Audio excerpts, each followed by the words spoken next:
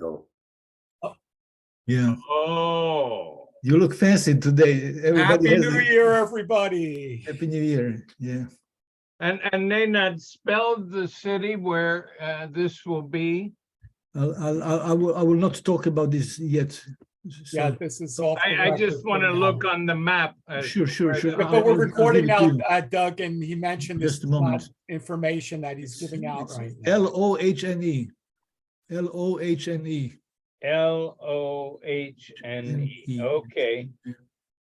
Close to Nordhorn. Nordhorn. Nordhorne. Great. Yeah, Well, that's exciting. it is. Right, for another We will tell our friends in Germany all about it. Yeah, well, I'm not, it's not public information yet. Hey, So, Doug, not to talk about this Too- now. yeah, Too early. too early, yeah. What he said. But I will, David, what about the topic of Buffy St. Marie? That is fascinating. I'm so glad. I had no idea that there was this connection, and I was scanning, looking for something having to do with another topic, and it was her name, and then I saw your name connected to her. I said, I better dig a little deeper. And apparently you have been thinking about her, and Canadian Broadcasting, they just did something. And part of the idea is that she's been so off the map for some reason, and she doesn't deserve to be so forgotten these days, that she's a very important person. Well, the entire month of November, American Masters, it's a documentary biography show on PBS for like 40 years. The entire month was a documentary on the life of Buffy St. Marie. Wow. On PBS. Yeah, she's fabulous. And it was funny because I've got a wonderful thing from Economos with a picture of her and myself at Clearwater just recently. We played together in the 60s, 70s, 80s, 90s. Known her, and she's in that great picture with Muhammad Ali and Floyd Westerman and Stevie Wonder and Marlon Brando and all of us when we did The Longest Walk. So she was already going to be in my book, and I have two great pictures of her. Anyway, how are you guys doing? We're good. Hanging in like Gargadin. Doug, you got the Buffalo Bill market sewed up with that hat. Doug, Yes. you look like a Buffalo Bill. Where's Doug? Doug, Recesses. I can't see you. You don't see me? Ah, there you are. Look at that, ladies and gentlemen. Yeah, and I found a hat that would accommodate you all. Incredible. Yeah, don't And Murray, why don't you show everybody the bowler hat that you bought? Wow, the bowler hat. The one you bought on at 57th and 7th. Oh yeah. Wow. I mean, he wears a bunch of hats, so He wears many hats. but he can only wear them one at a time.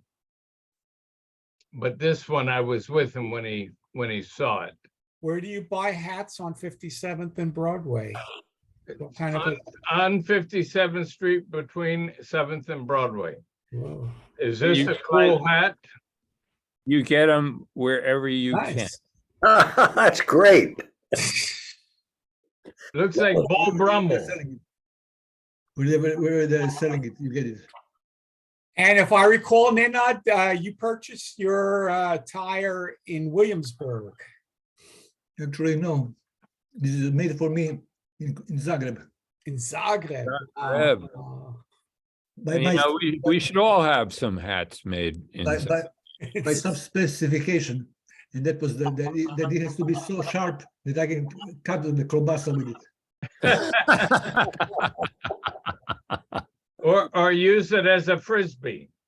Yeah, not yet. And as reported around the world, we could purchase it with euros and not kuna. That's unfortunately, yes. Yeah. Big shift in Croatia, new currency, right? Yeah. European currency. I'm for our own currency. And You wanted to stay with the own yes. native currency?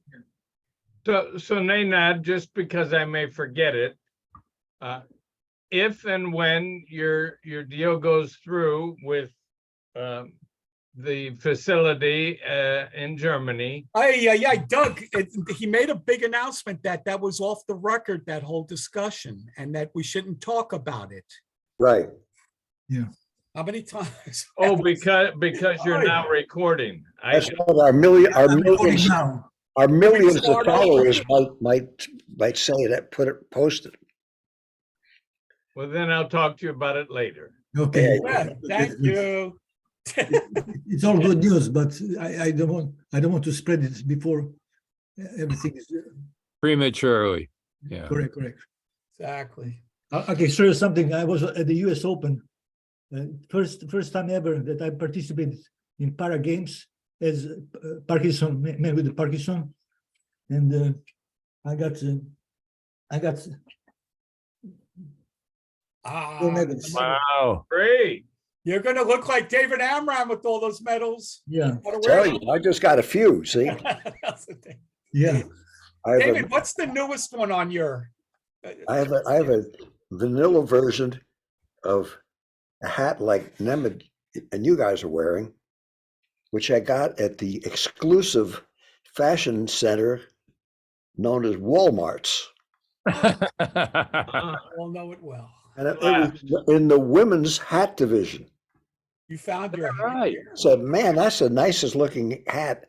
And it doesn't look like an East Coast person giving a bad putrescent imitation of a cowboy and ruining what's left of Western, that culture by someone wearing it and it being atrocious, So this, and I was going to put my Peekskill Hollow Farm band on that. And then I figured, well, why ruin it? This could be more like a, quiet, urban, suburban, anything.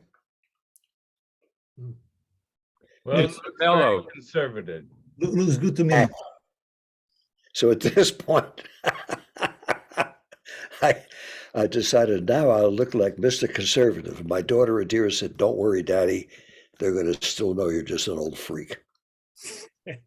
So It's got a mellow yellow kind of thing. so it's difficult to impress your children, but It's elegant, actually. Yeah, I find it elegant. But anyway, let's talk about when was the last time there was the number of months we passed, Yeah. David's had a birthday in the meantime. because I couldn't handle it. It was too much for me. The year, Nevin, tell us about all the stuff you've been doing, because you've been on that road so much. I get exhausted thinking about you every time you called up. I cannot remember but everything, but I had the World Championship in Croatia, in Pula. great. Yeah, Pula. yeah. And did a number of opening ceremony in Roman Colosseum. Mhm. Great. I don't know if I ever played anything for you, but we had, I was in Israel in a Pimple Parkinson Open, just came out article in Haaretz newspaper, Yeah, major newspaper in Israel. Where in Israel did you perform or play? It was Ben Halil. It's northern part. We had a tournament close to Golan Heights. Great. Yeah. Oh, were you at the Wailing Wall at one point as well? Yes, I was. Yeah, Yeah. I have pictures actually. Maybe when you, I didn't prepare it, but maybe when you guys started to talk, I'll prepare some photos to show. Great. And That'd this be took cool. place in September or October, Nenad? It was October. I was in Croatia in October, Right. and in Israel I was in November, and in December I was in California for US Open table tennis championship. Wow.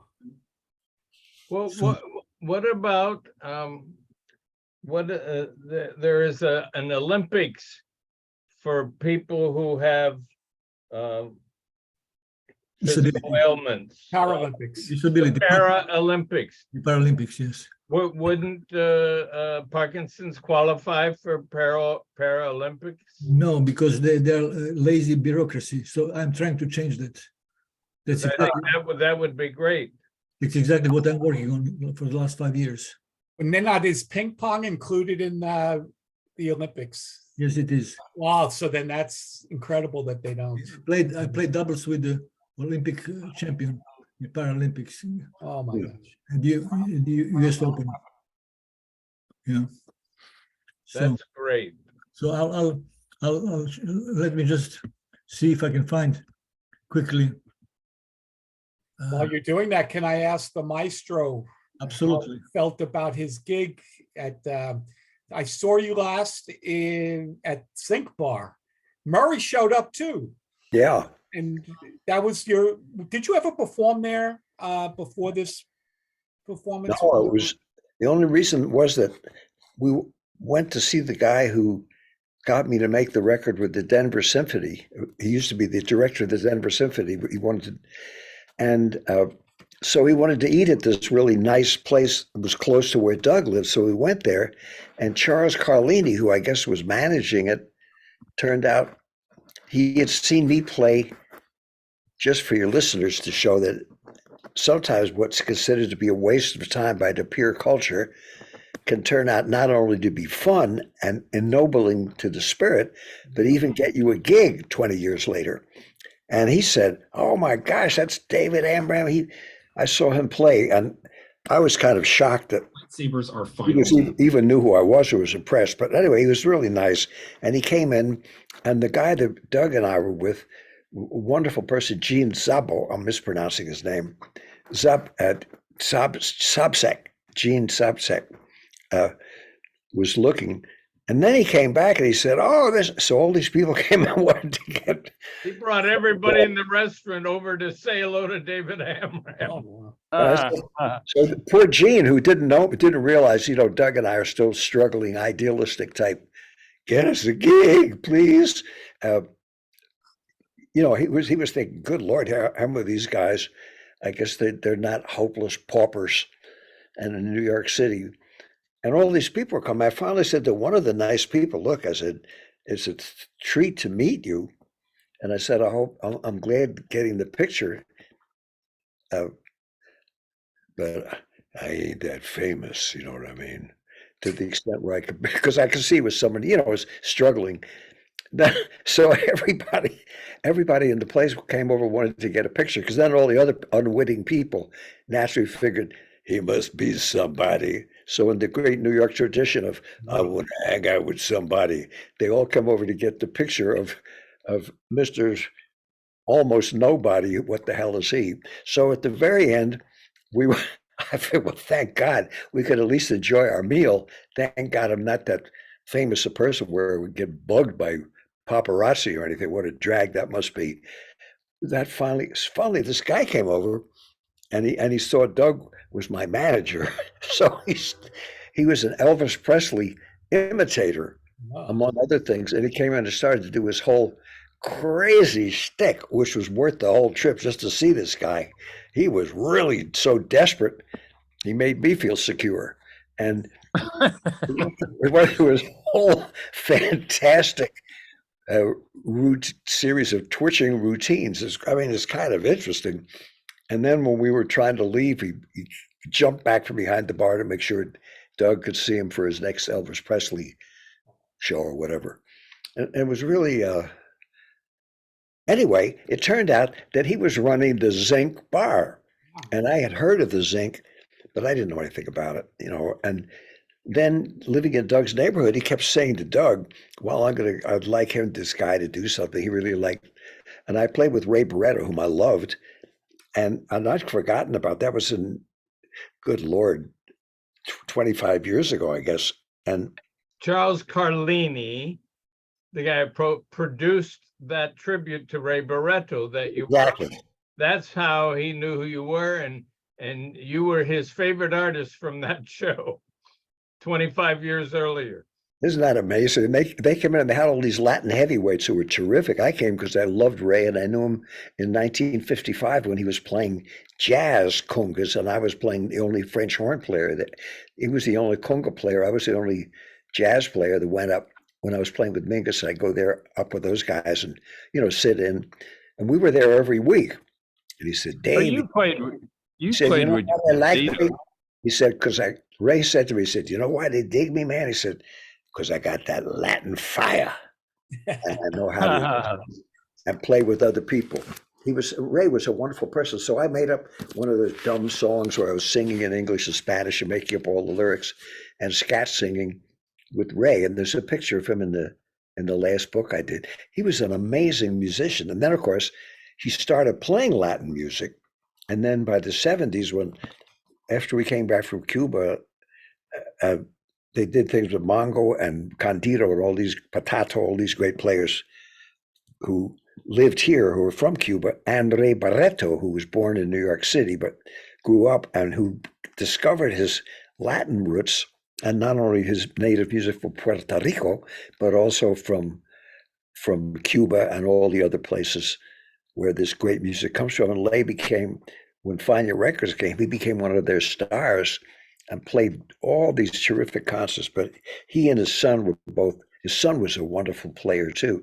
And Jack Kleinsinger did a program where Ray and I were both on it. And Ray's son was there and my son was there. So we turned to each other. This was, 30 years after we met. I said, "Boy, I said, look at those two guys." I said, "Doesn't that remind you of me and you?" And he said, "Yes." And there was our two kids playing together, about the same age as Ray and I were when we met. I said, "Man, that's really nice." The only reason I mention that is for people, the four people that watch us every time we do this program. If you or your relatives happen to be a young musician and you're told, "Wow, you're wasting your time playing with a bunch of nobodies for music that nobody wants to hear," blah, blah, the usual great advice we get, that's fine. However, it's even finer if you can do something you love to do. And if you got kids and they can be around, not doing what you're doing, but seeing anybody doing anything from a place that they love to do it, that's a wonderful thing. And I realized Ray's son and my son, if nothing else, they were around a lot of people that enjoyed what they were doing, and they enjoyed what they were doing. And it was just nice, very, very nice to see that. That's what I remember from the evening of what happened all those years later. But because of that fluke, I got to play at the Zinc Bar and saw you guys, even Murray and Doug came, and it was really beautiful to see you guys. And amazingly enough, both of those shows sold out. And I was said to the audience, as I always do, and during my era, because of being 92, I had it brought up with the understanding if the band did not outnumber the audience, you were a great success. Amen. That's not modest. That's just realistic. Yeah. And that's not necessarily a bad thing either. It's all beautiful. Will you be returning, David, to the? Oh yeah. He'd like us to come. He wants us to come every 3 or 4 months. Right. So. And it was actually a nice place. And the piano was in tune, and nobody was ODing at the table or coming up and hitting on the band to panhandle or get drugs or anything. It was just actually just the kind of place that all music, whether it's Carnegie Hall or a little place like that, it was just wonderful. Great piano that was in tune, nice food, and it didn't have that gangster death vibe rip-off artist environment that a lot of public places have now, because the rents are so high. The people that own them figure whoever's there, whether it's a bar or a restaurant or a pizza place, they better hurry up, get what they've got and get out so they don't take up space, so that if they work 17 hours, maybe they can get out of debt. So I don't criticize people in that business, because I don't see how anybody could afford to do that in the first place. And also it was nice that they weren't abusive to the customers, you might say. It was a pleasure to be there, and really wonderful for the musicians. And we had the wonderful guitar player Jerome Harris played with us, who's just fantastic, and my son Adam and Kevin Twig and Renee Hart, and it was just a beautiful experience being there. It was great to see you guys, and I'm glad you came. So that concludes the David Amram contributions to the program. I'm going to be quiet because I want to hear what you guys are doing. Murray? You Well, had in-laws visiting, huh? I had in-laws come up from Bethesda and celebrated Thanksgiving on the West End, and I got to play a beautiful grand piano for my in-laws and stuff. Where did you play the piano? At on West End Avenue, at the, my in-laws, one of the cousins had this beautiful piano, so I did my Ennio Morricone Right. medley. You'll And have to listen to that sometime. yeah. And I've been sort of, this afternoon I came over from the Bistro Les Amis, which is a wonderful French restaurant. They were playing all French music, and I thought, I got to get into this. Maybe make an album of French instrumental music on piano. So Where is it located? It's on it's a block away from the E train. I live a few blocks away from the E train, but it's not as far as Stills Queen. Right near Any particular stop on the E train, or should we go on the E train and get off each different stop? Stop, Murray. No, by 6th Avenue. Aha. That helps. 6th Avenue. But what stop? You don't recall which street? So I can show you, I just found something to show you, talking about Ennio Morricone. Oh, he's one of the great film composers. It's in Cannes. Oh, I saw that when he passed on. You posted that. Yeah. That's great. Oh, Murray, you should mention too, when you play, we did that thing for Robin at the Triad, I think it was called. That was a really nice place. And they did a tribute to Robin Hirsch and the anniversary of talking about all the years he had the Cornelia Street Cafe. And then they requested you to come up and play. And that was terrific.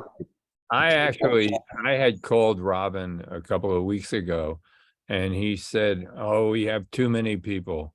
We have too many people playing, and so I didn't expect to be playing.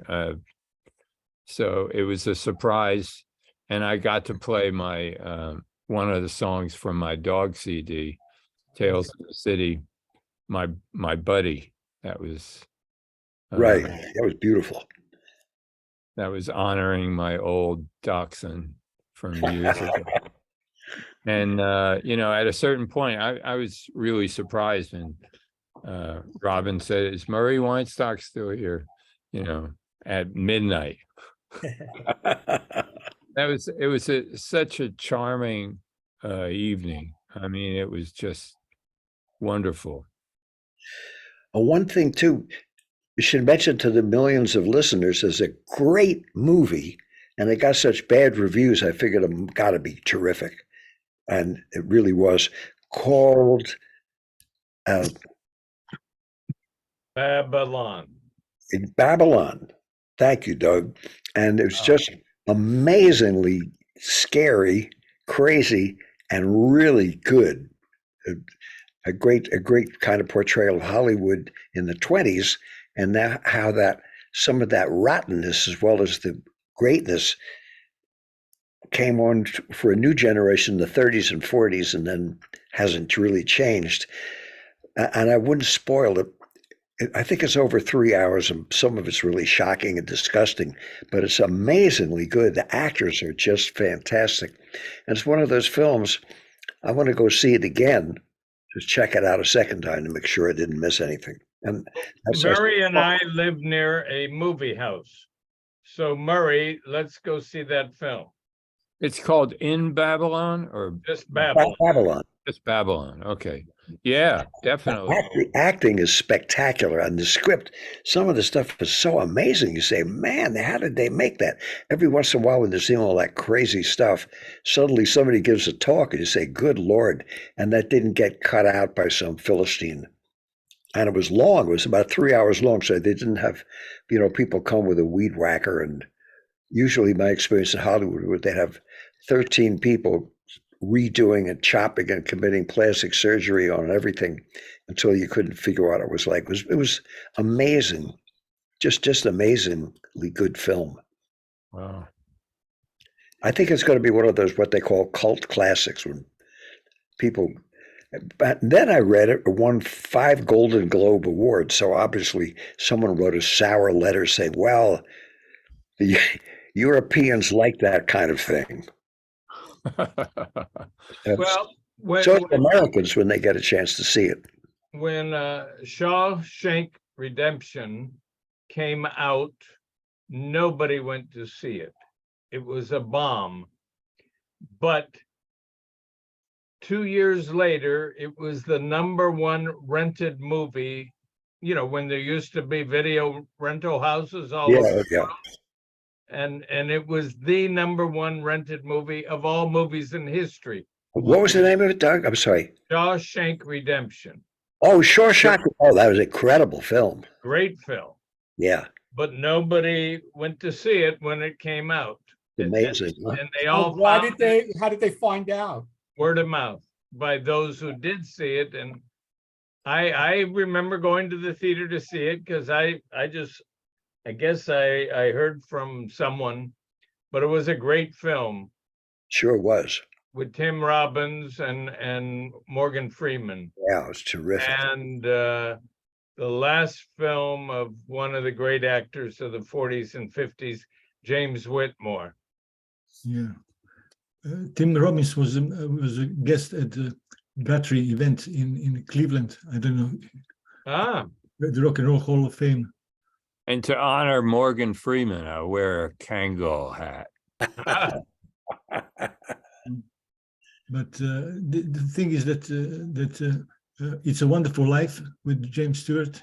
Sure. That film too didn't go well. Exactly. It was a bomb when it came out. So David, when you talk about 4 people that watches this, that's maybe that will be the same. Yeah. Eventually, people will get it. Well, we were there New Year's Eve. We thought my ex-wife and my oldest daughter, Alana, and I decided we'd impersonate normal people and go to get some good eats. We made a great meal at home, and then we went out to see a movie, which I hadn't done, for years. And it was, had a gigantic thing of popcorn, and there was like 9 people in the theater. And my wife and daughter and I, we were screaming with laughter at all the things that were supposed to be funny. Everybody else was kind of sitting there in a sullen, this is New Year's Eve and we're not having a good time. Actually, it was really nice. And it was at the movie theater was kind of great. It was amazing. It's like music, some of the best things. And then long after Thelonious Monk died this year on his 100th birthday, rather than saying he's the high priest of Bach or a stoned out nutcase not playing the piano well and hitting a lot of clinkers and using wrong chords, they said, now he's the American Bach. So, Somebody said that? My feeling is that, I'll be quiet, that he and all these other people have made this film that I just saw, and so many of the good things that are considered to be bombs are not ahead of their time. They're right on time. And those who criticize them very often are worried that they might lose their gig. if they do things that they don't understand, or that they can, and that's not criticizing critics, because that's a hard gig too, and I think very, very lonely and very important. But it's just interesting that the Europeans would like it so much they give it these great awards, and I think anybody with any perception, would see that something like that and just be amazed how brilliant it was and how entertaining it was and how fantastic those actors were. And it was really quite amazing. So I'd say 2023 going to be a very exciting year. It is already. And it's nice to be here. It's nice to see all you guys too. And I think when eventually, when we do get millions of followers, they'll all enjoy just seeing a bunch of guys sitting around and schmoozing. Yeah, the schmoozing. And one day, David, you'll even come out to Queens, New York. You may even come that far. And we'll do that trip over to Ozone Park and Absolutely. sights and sounds that Jack Kerouac experienced. And we don't need a passport or frequent flyer or nothing. Nothing. And we could do it. My kids already want to come and see you ride their bicycles out there, but I prefer either the footmobile or the sitting down mobile. That's quite a bike ride from where Beacon, New York to where Spooty Ridgewood, is. Queens. Yeah, that's quite a ride from Beacon, New York on your bicycle. Well, my son-in-law, Bram, he's from Holland. Before he got married to Adira, he used to bicycle from Brooklyn to Chicago, the sleeping bag, and then he'd just sleep in some field. He said, "No, I like doing it that way." So there are people that still got that exercise. Well, I know, like you and Mary go out, take those big long walks together. That's terrific. How many hours did it take him to ride his bicycle from Queens to Chicago? I think he took 2 or 3 days. Ah, Impossible. That's actually very good. Come on, David. Yeah, he was strong. That's a lot of miles. In 2 Yeah. hours. So let's 600 miles, I guess. It's a 500. I don't know. When you get in the airplane, you don't think about it.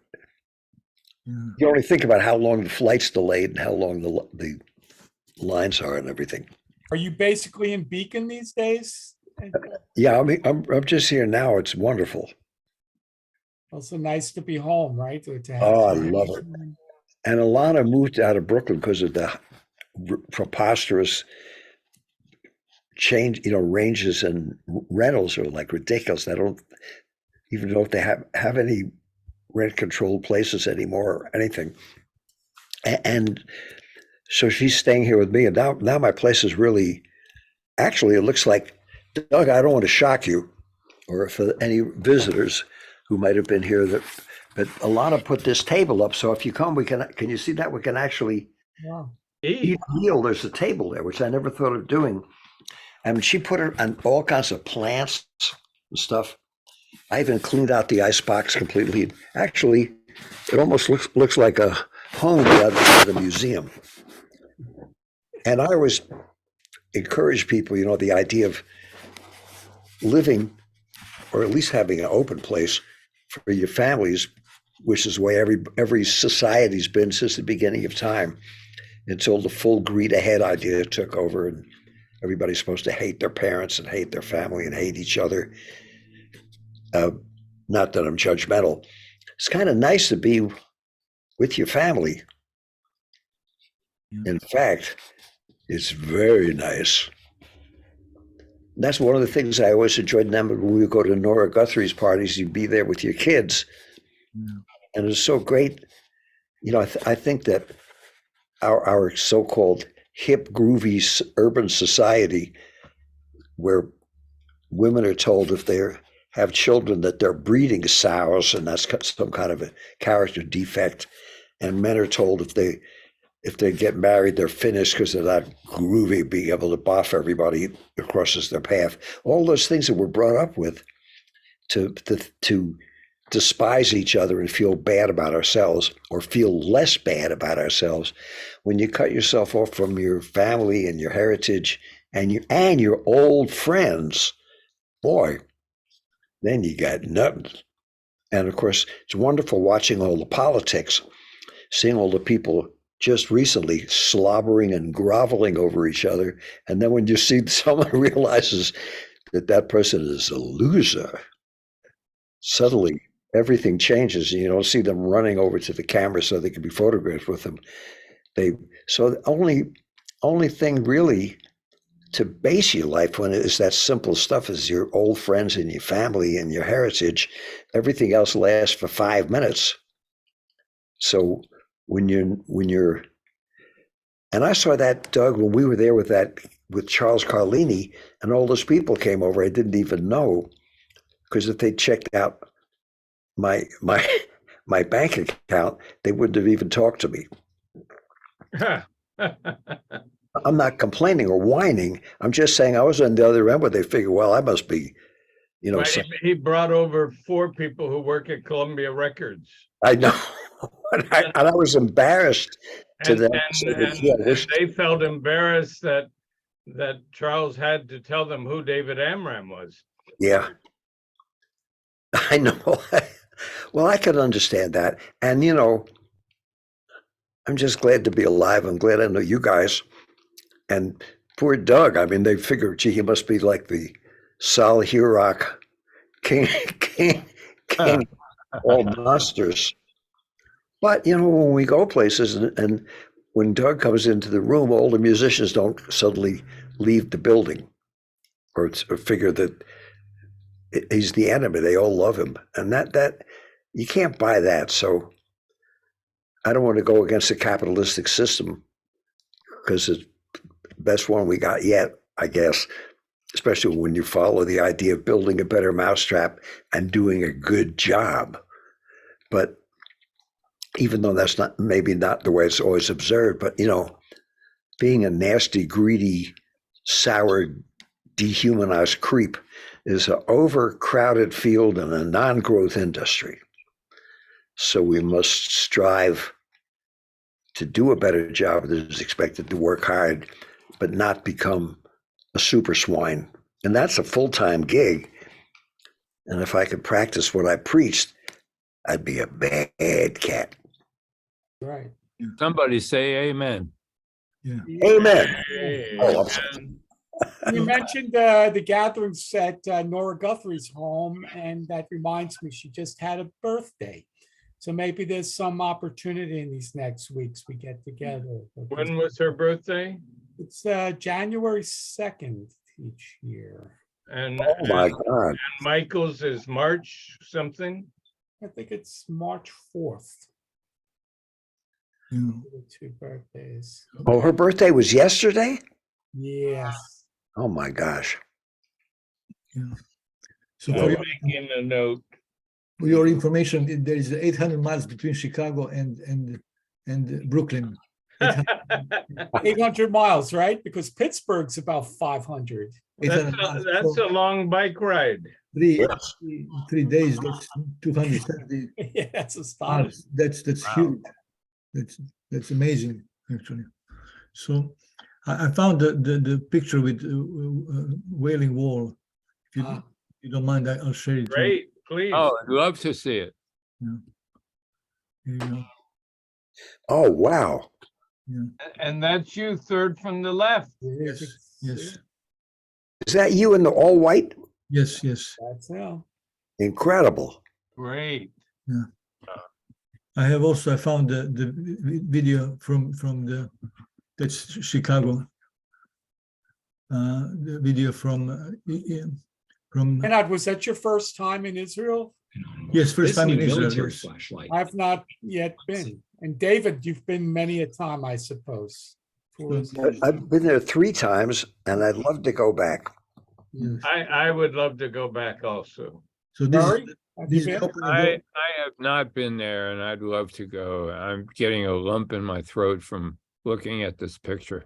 Yeah, so this is the championship in Pula. It was during that period. Oh, that's next. You have photos from Pura?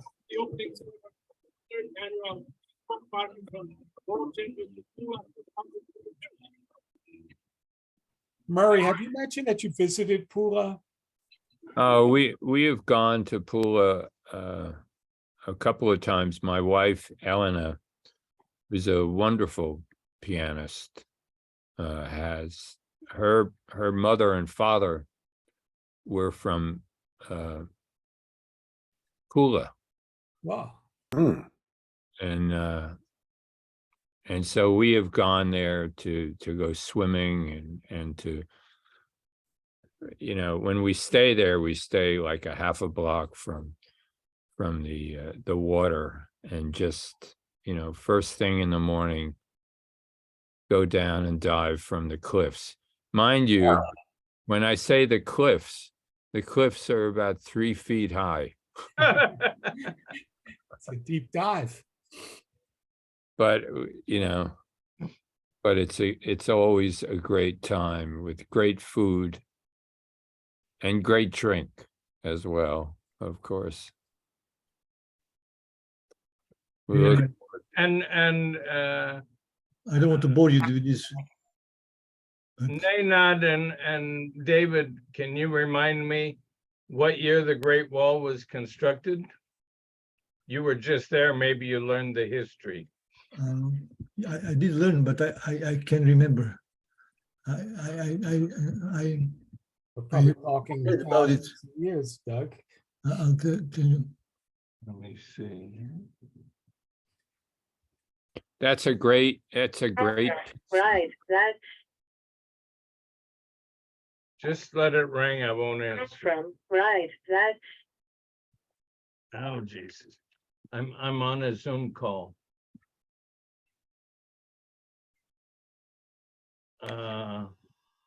There are some things, I'll leave it at the door.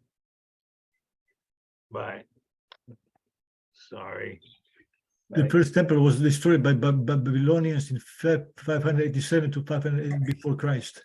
Yeah. BC, huh? 500? From about the second century. Wall dates from about 2nd century before Christ. Hmm. Yeah. Mm. Open 24 hours, they say. That's what Google says. The Western Wall, known in the West as the Wailing Wall, and in Islam as the Burak Wall, is a portion of ancient limestone wall in the old city of Jerusalem that forms part of the larger retaining wall of the hill known to Jews as Christians as the Temple Mount. Yeah, I was very fascinated by Jerusalem. It was just it's difficult to verbalize it. You have to be there to understand the weight of the history. Yes, that feeling. You could so many the world's major religions were there, are there, that spirit's there. And there's just something about that particular part of the world and that place. And once you sense that that's there, every place has got its own special thing. Just like when you walk down Beale Street in Memphis, that's all gone, but you can still feel that spirit of what that music must have been like when that was in flower. You go to New Orleans, they still have some of that left. And you go to Paris or Okima, where Woody Guthrie's from, or places in China or Brazil. Oh man, and New York City and different parts of New York City, wherever you're from, just different. And each place has its own spirit, its own history, and its own special vibrational thing that's in that soil, all the history, all the people. And I don't think you get to understand that by having to enlist the aid and take your life savings for a guru to rip you off to tell you about what's spiritual, because that's just something that's there anyway, that you beyond understanding, but which you could feel.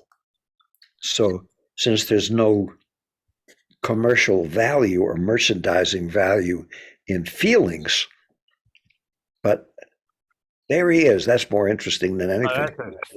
That's That's a great great. picture. It's from That newspaper. looks like you, Nemeth. Yeah, yeah, Is that you? yeah. That's me. Yeah. That's folks for listening. The That's millions of followers know that's the King Kong of ping pong newspapers. Yes. himself. That were in Yiddish, I could make heads or tails, but that was Evrit. That was Hebrew. Yeah. Do you read Hebrew, Nenad? No, I don't. But I have friends to translate for me. Ah, good. It's the same photo. Somebody did it. Well, you're never too late to learn. That's a great painting. Here's some. Look what's on my wall. I'm still trying to learn it, including the ones that I know.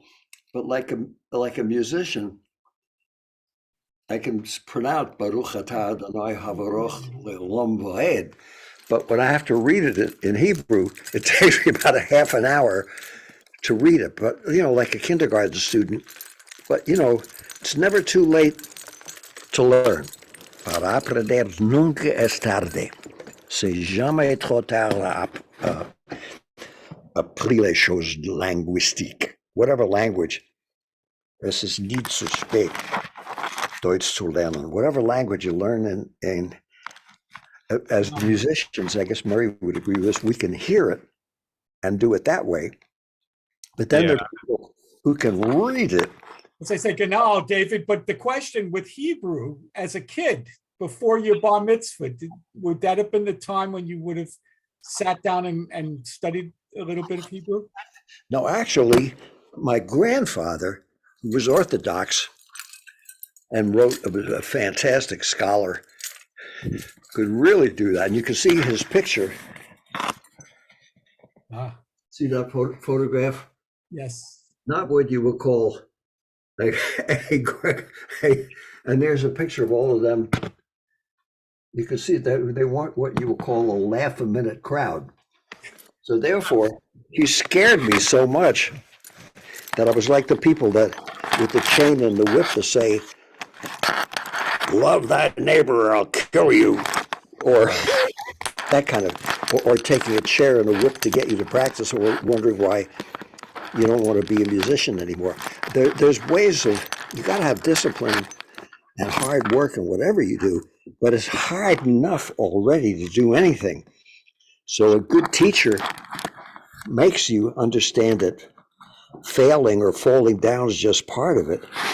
And I got such a bad feeling of being inadequate, schmuck, mentally retarded, no good Nick, that I had a complete block, not from appreciating Jewish culture, but learning what I'm now trying to still learn, how to read it and how to know more about a lot of the traditions. And, I have a there's so much, my God. The oldest thing is the idea, that my grandfather used to tell me, showing me what a Dummkopf, as they say in German, I was that the really true rabbinical scholars could take a pin, put it through the Torah, the holy book, and they would know where the pin went, every single page, which Hebrew letter. By what? And in other words, if you can imagine doing that with any language. So therefore, in the beginning, you felt defeated completely. It was Rabbi Akiva in the 2nd century that said the famous prayer of V'ahavta la'arecha chamoka, which is basically love thy neighbor as thyself, or love thy neighbor as you would others. That if you know those 3 words of the prayer, that's all you have to know. He said that the whole Talmud, the whole Torah, the Talmud is conjecture. He said that in the 1st century. I said, wow, I wish someone had told me that when I was 6 years old. Then you can figure, okay, I guess I'll learn the rest of it slowly but surely.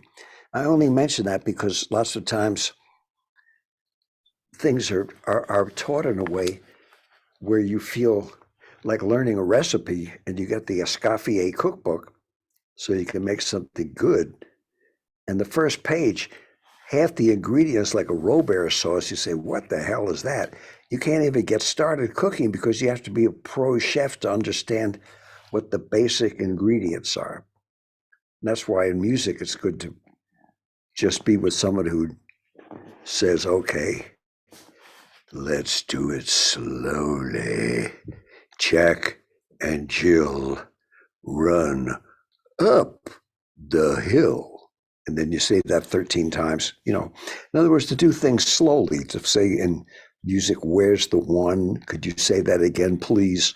Could you do that again? To take your time and do a slow motion. And everything can be taught that way, in a simple way, rather than the idea of making everything so hard that you just get lost and give up and feel hopeless. So I learned from my kids and grandkids about the computer slowly, and I mean slowly, when they can take the time to show me what they could figure out when they were 9 years old. But as long as you keep trying to learn and realizing that you might be being a slow learner means you're a good learner because you want to get it right, so you just keep doing it, then you're cool. But so many of our things are sped up or jiffy quick or a 30-second solution. Speaking of big hats, which we weren't, but hats like Nenad has, or similar one to one that Murray's wearing, or Doug has, especially that one now with the fancy headband, or something like the one I have. The guy has a big black hat, and he said, you can play the guitar in 30 minutes. You'll buy this guitar, and you can be the life of the party, get all the babes to be a millionaire. 30 minutes or whatever it is. Well, that's fine, but that ain't what it's about, and it's not true. And there's no shortcuts or speed records or anything except just plugging away, hard work, and learning to say please and thank you. Festina lenta, it's a Latin proverb. Festina lenta is rush Yeah. but slowly. Yeah.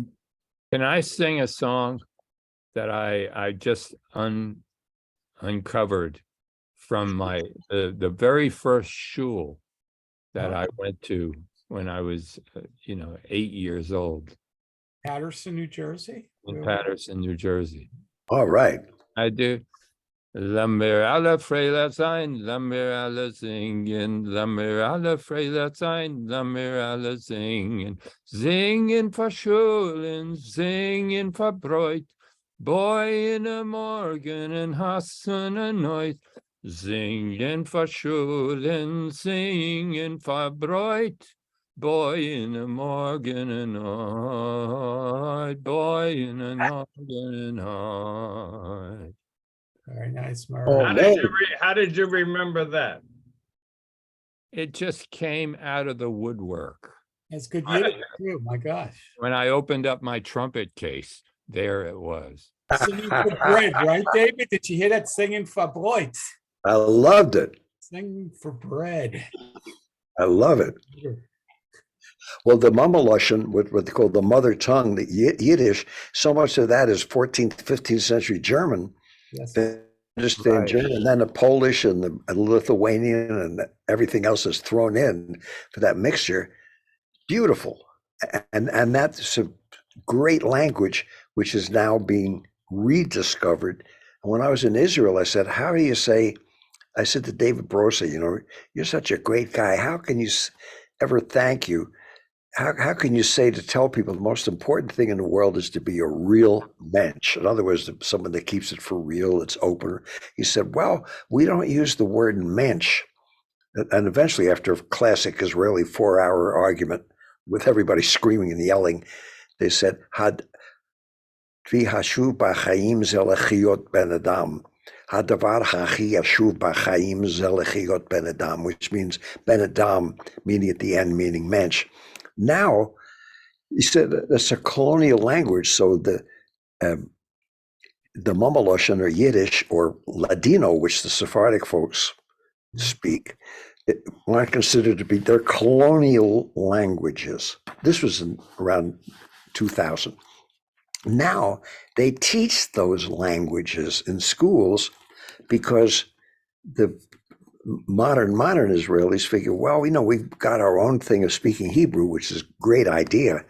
He said, but now we're including that as part of our cultural history. And the same goes for every other culture. A lot of Gaelic disappeared from Ireland, and now you go over there and they have signs in English and in Gaelic. And in Canada, if you see somebody says, "Ça me fait grand plaisir à faire la connaissance," it's a great pleasure to meet you. And the French Canadians say, "Ça me fait grand plaisir à faire la connaissance." People who speak high French would say, "Oh, that's a bunch of ignoramus hillbillies that don't know how to speak the language right." But I always say, if people have been speaking that way for 200 years, then it's correct for them because that's their feeling and worth study. And every language there's a wonderful thing called Uncle Louie that's on TikTok. And you see him as a comedian talk. He'll take one word, the way people would speak what they call New Jersey Italian or New York Italian. And they do it in a way because he was brought up with that, but in a loving way where you can see that some of the way that they're speaking is not a caricature or just slang, but it's got its own poetry. And it doesn't mean that one is wrong and one is right. There's just a high tone way of speaking any language. So when George Bush said, "Well, why do they speak American?" Some people, when I was in Europe, said, "Well, why doesn't he learn to speak English?" But what he was doing was a bad imitation and stereotypical misrepresentation of the beauties of the way people speak in Texas when they're from Texas. That's why the great woman governor at one point said, we're trying to get, you've seen George Bush said, now it's about time you see somebody from Texas that knows how to talk like a Texan. So in a certain way, that linguistic is just like music. It's all beautiful and it's all correct in terms of what it's doing and how it's done. And that's a heck of a thing to realize. So you got to learn the proper, so-called proper way. That's important. And then you have to learn the other way people speak linguistically. A lot of people can't stand rappers, but they don't understand that some of the hip hop artists are not telling stories and telling it in a way that we feel it should be told by the oppressed people. They're saying what they lived every day and how they felt about what was happening to them, whether we like it or not. So if you can close off that we don't like that because they're foreigners or whatever, you can hear the beauty part. And that's true with everything. But then you have to redesign your own home of thought and try to say, wait a minute, this is how other people see things. And it's different from the way I see things, but maybe I can learn something and see what I have experienced in a better way if I understand other people also reevaluating their heritage. So that's a good thing. And that's the University of Hangoutology's way of constantly being educated by paying attention to others. Yeah. It's amazing to me that so many languages exist. People can say the same thing, but completely different. Like uji wo, it means something. Oh yeah. It means the same thing. How is that possible?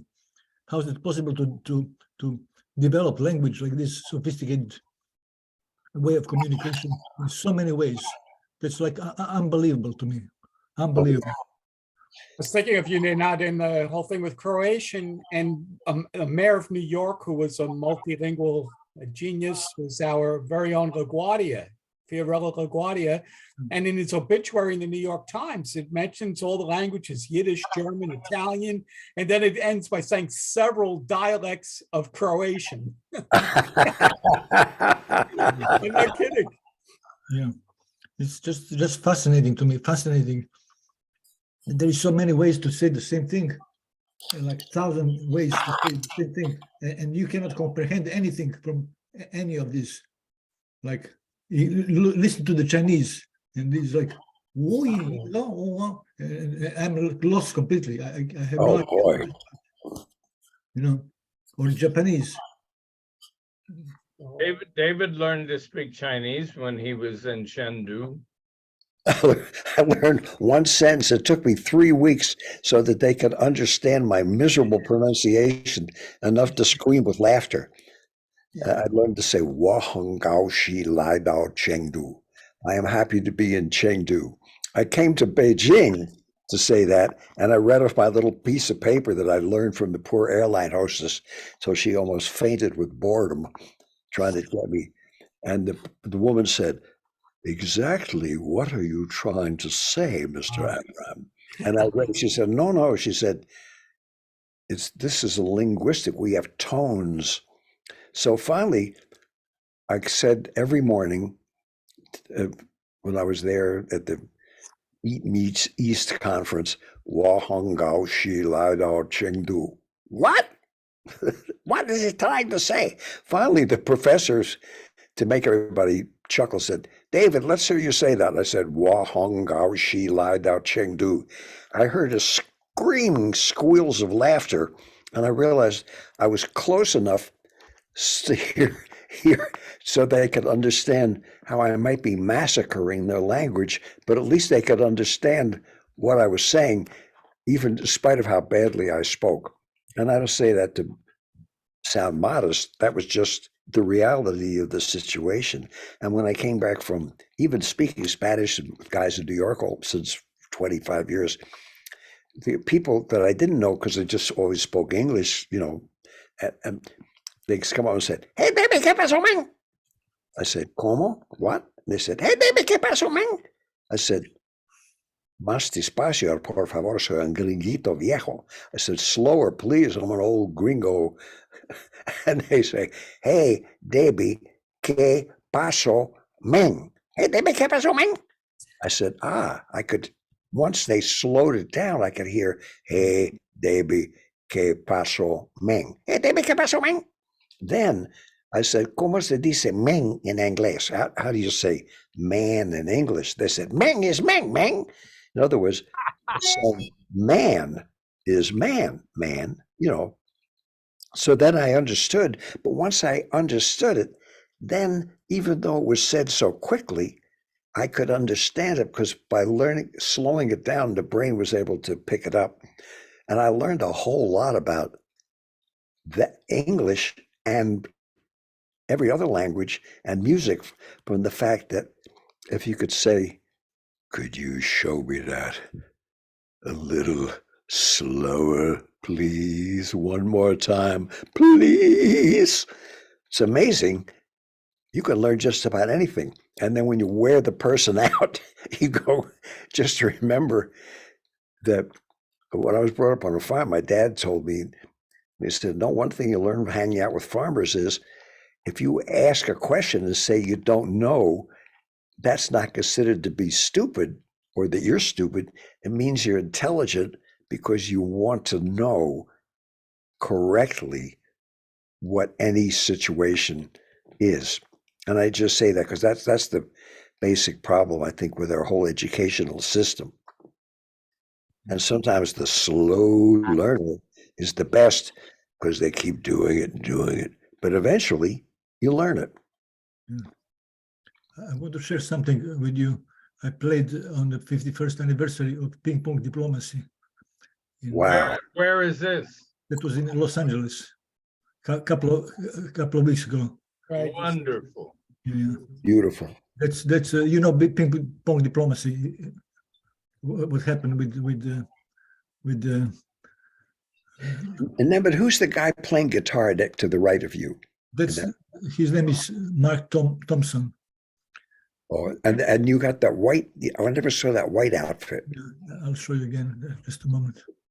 And, That's and, beautiful. and half of the language is written in Chinese? Yes, yes, because there were Chinese delegation there and Wow. American delegation. And the people who played original ping pong at the events 51 years ago. So What a ping beautiful, pong for Parkinson's started 51 years ago? No, Oh, no, ping pong diplomacy. Ah, okay, That's when Nixon met Mao Zedong. okay. So that was the and from that what happened is that in Japan at the Olympic Games, American athlete, table tennis player, missed the bus and he entered the Chinese bus by mistake. Hmm.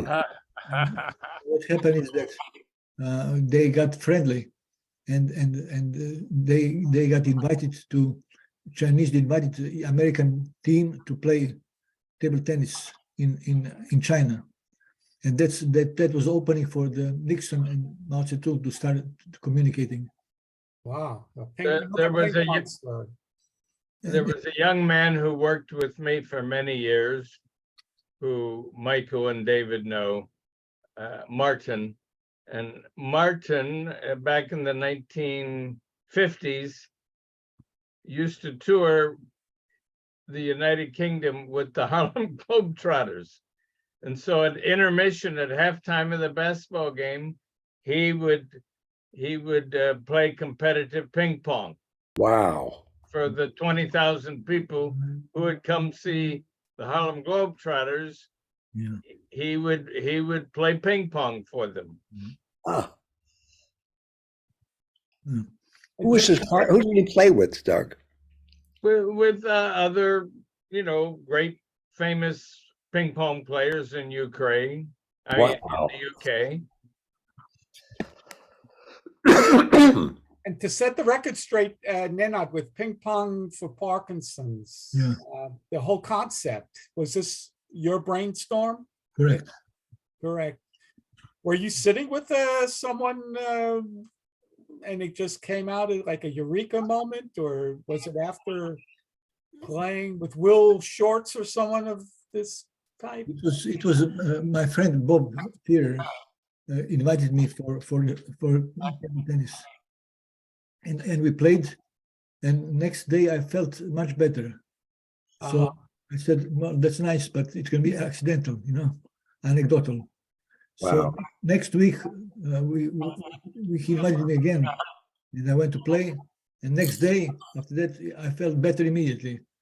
So I said maybe there is something there. So I increased playing for 2-3 times a week, and in the 3 months I could play guitar again because I stopped playing guitar publicly. So I couldn't play syncopation, Right. So I would stumble, like. What year was this, Nenad? Like, how old is this whole concept that turned into a movement? How many 5.5 years now. 5.5? Yes, it will be 6 years in March 1st. Okay. Yeah. So I'll show you on the guitar. Just a moment. Yeah, Well, anybody that's has to solid. bring something to the table. I'm getting nervous. Murray, you did your thing. Doug, what do you have? You have an accordion or something? No, A So this kazoo? is like a syncopation music.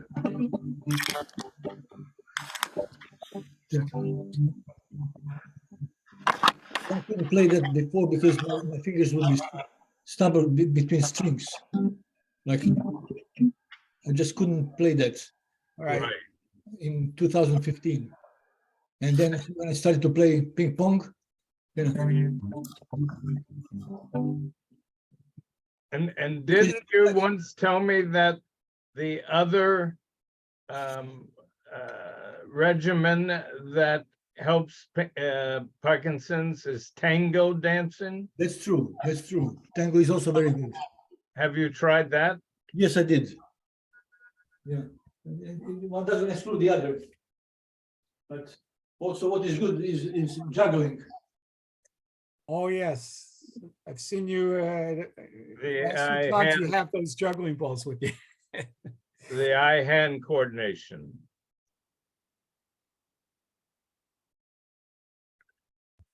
Wait, you're doing it, but we can't see you. Yeah, you can see.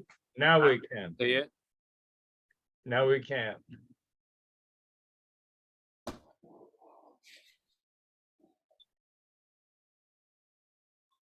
Yeah, Très bien. yeah. So I enjoy it. It travels with me all over the world. Ah, These little rice bags, Uh-huh. and it's joy. I could not do 113 before. Now a record is 200 Wow, times. Wow, So, incredible. that's inspiring. yeah. David, on your gigs, you often do rhythmic things with the audience, like where you'll have people clap. You Oh, do yeah. last gig, and they're doing counter rhythms. Yeah, the polyrhythms, but they all fit together.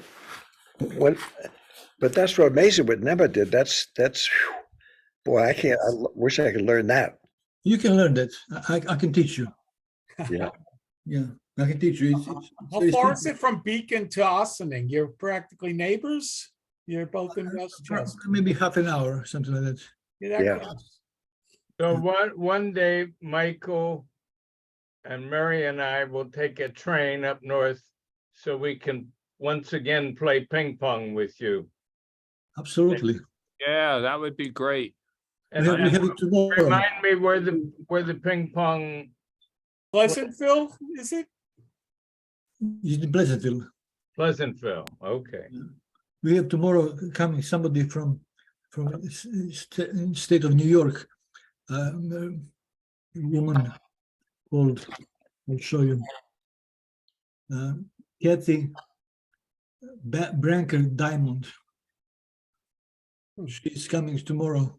Wonderful. She's a therapeutic recreation specialist, Ah, so she wants to see. member of the New York State Therapeutic Recreation Association. And they want to implement Ping for Parkinson in their program. Great.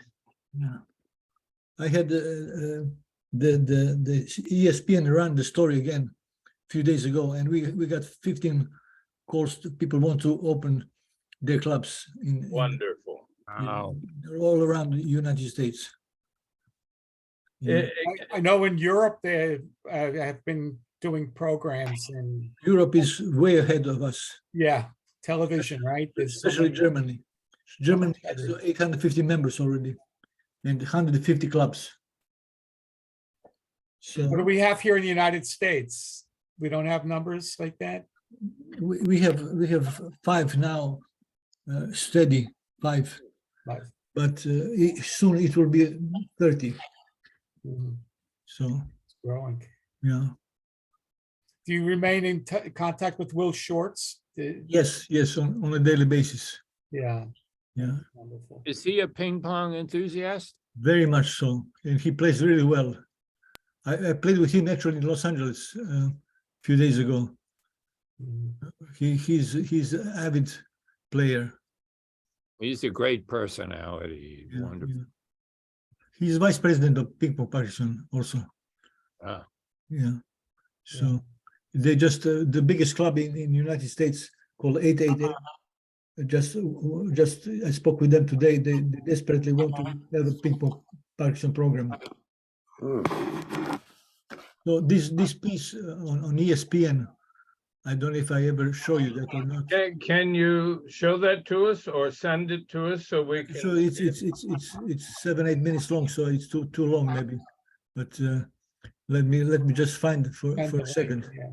If you could send us the link to it, that'd be great. I can send you a link, yeah. Let me see if I can find it. How do you do this? Click to exit full screen. So let me just see if I can find it. And then I'll send you the link.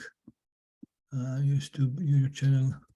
while you're finding that, Nenad, if I could ask David a question, like as an emerging composer, are you working on any commissions these days, David? Yeah, I'm working on a piece for Almira Parvarova, Right? and a wonderful first woman concertmaster with the Metropolitan Opera. And I've done her, she's founded the New York Chamber Music Festival. She's just a great person, great player, loves all kinds of music. And I'm writing an unaccompanied piece for her. And it's a real, she's just terrific.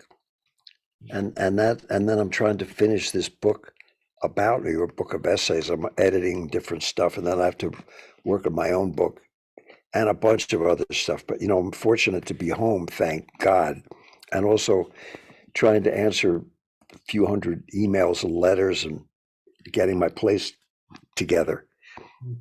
So it's just great to not to be sleeping in an airport or going through all the panics we have to if you try to do gigs and do them right.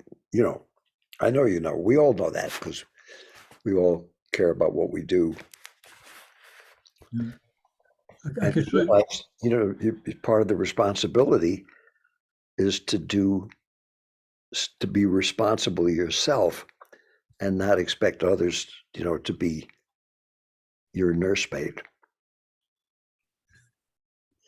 And I'm very lucky that Doug's in my life to really help me out, keep my head on straight too, and to know you guys, because you're people that care what you're doing and care for others, and doing something valuable for people. That's a wonderful thing, blessing.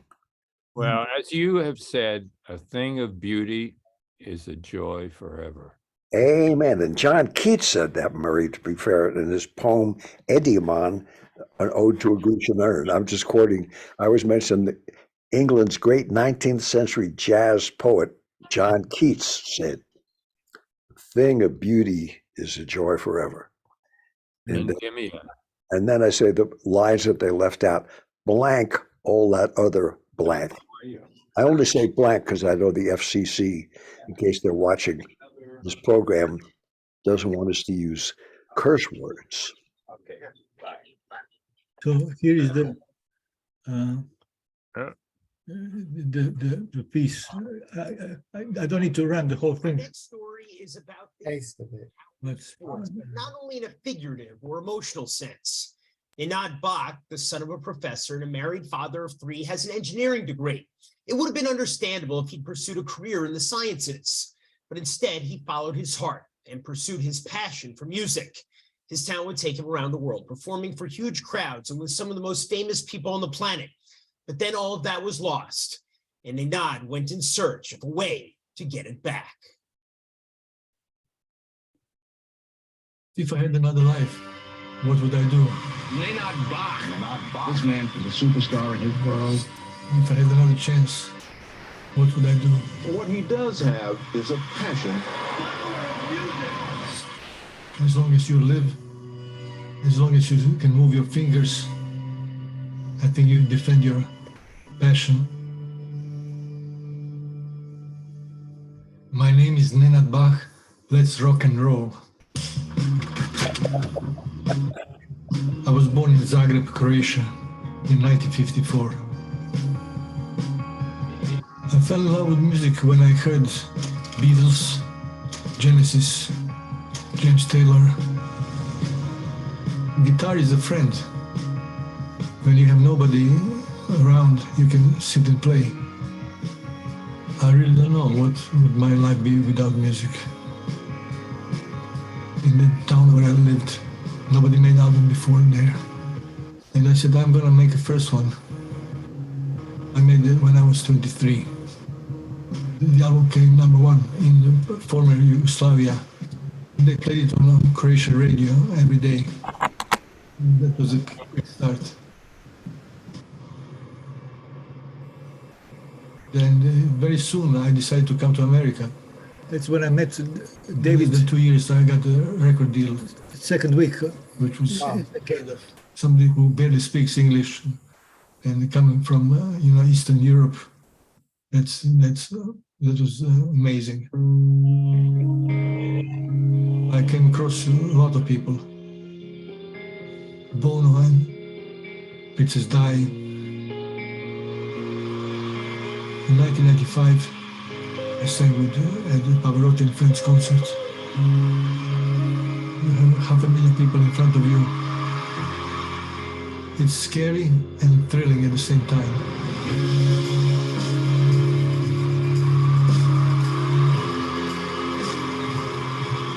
Audience reacted really well. So it was a beautiful moment.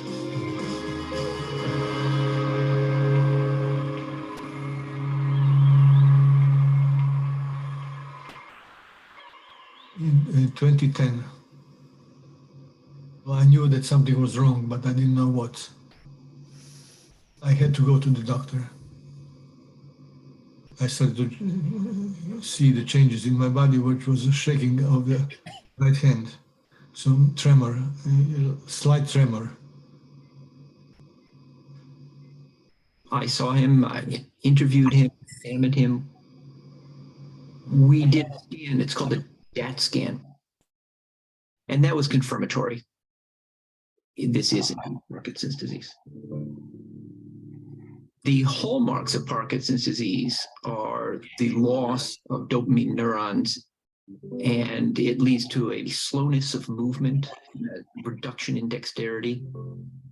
Playing guitar, playing keyboard are activities that require good fine motor control. And that is right at the heart of what Parkinson's impacts. For someone like him, he could continue to do those activities for a long time, but ultimately the disease wins, and he would not be able to do them at a high enough level that he could carry on with the kind of performances and the kind of production of music that he was used to. 5 years later, I couldn't perform live on a guitar. My fingers would be stuck here between the strings. Just could not perform. Nenad Bach! That was devastating, to say the least. It is a progressive disease, and it occurs at a pretty constant rate until it accumulates a pretty significant disease burden, as we say. Muscles are getting weak. You focus on the salad, on the fork. You have to think about it. It's not automatic anymore. There is no cure for Parkinson's. It's a serious diagnosis. But you can do something about it. We have drugs that help reduce some of the complications that can happen with Parkinson's. And in terms of hope for something that we have now that can actually slow the underlying disease, exercise is the best thing we see.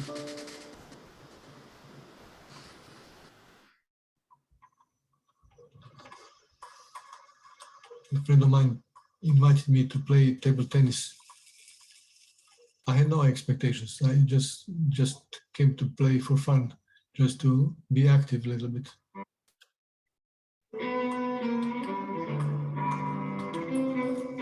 For the patients with Parkinson's, things that involve balance seem to be very helpful. Things that involve rhythm. Ping pong meets those criteria.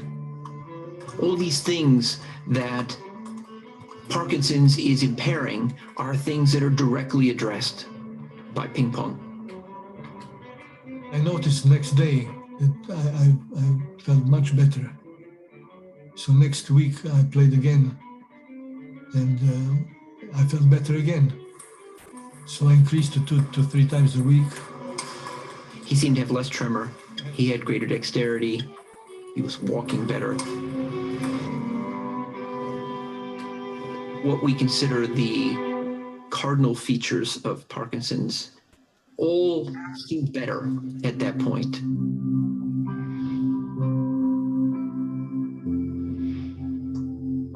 When I played table tennis, everything is gone. There is no past or future.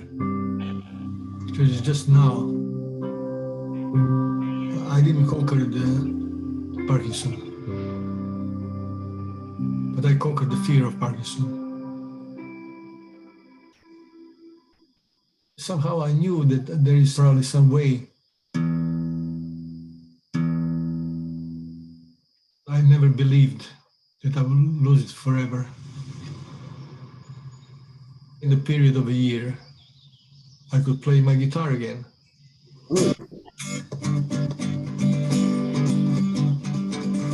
If I had another life, I would never walk straight. All the things I love to do, other people love to hate. Put my shoes on my ears, my hat on my feet, park the car in the kitchen, take a bath in the street. I love ping pong, I love bounce, I love the Three Stooges and those crazy drums. I like lovers who don't vote the same.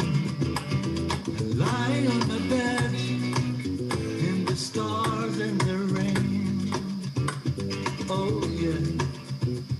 At the moment that I could play guitar again publicly, it was triumphant. If he didn't find something like ping pong, he wouldn't have been able to do it. I love ping pong. It took really finding something that he was passionate about.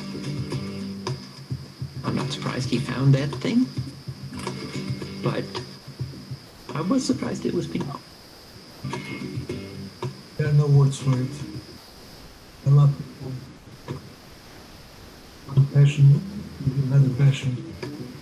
Music gave me the power to write a song about sports. It gave me back my music. And it's quite a story actually.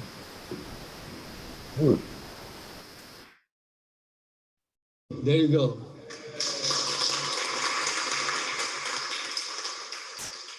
Since incorporating table tennis into his therapy, Nenad has started a nonprofit with 1,000 members in 22 countries.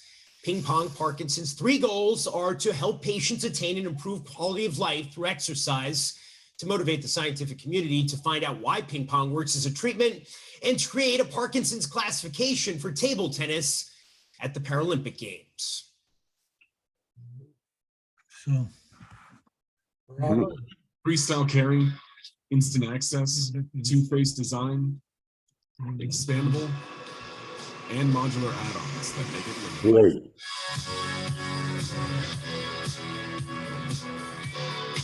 This is how do you do this? That was wonderful, Nenad. Terrific. You just Certainly was. quit. Nabbit, is there a way we could get a copy of that? Or how could people get to see that? To the messenger face with just a switch. The slim profile is ideal for carrying as a messenger on your morning commute. Then switch to the Is classic. it searchable on YouTube? Like it's something you could find out there in the. Yeah, I found it. Sorry about that. Yeah, it's just technology. I'm sure, David, he could send you the link. I saw him. I'll send you the link right now. Yeah, When was that made? a couple of months ago. It's fantastic, man. How could people see that? Everybody should see that. I'll send you the link here let me just chat. Here. The young man who was interviewing you, the host of that show, his father was a very famous sports announcer. That's correct. Big Shap. Yeah, Oh, wow. That's the last name, Shap. Yeah, I remember. he was very big for years. Oh, he was great. Great guy, too. Yeah. I had a producer, Scott Sikowski. Yeah, I spoke with him for 18 months. 18 months. But he did a great job. He edited also. He was not just producer, he edited the piece. So It's so natural and rhythmic. yeah, yeah. So I felt very grateful, you know. for this. Yeah, because it's helping many people right now.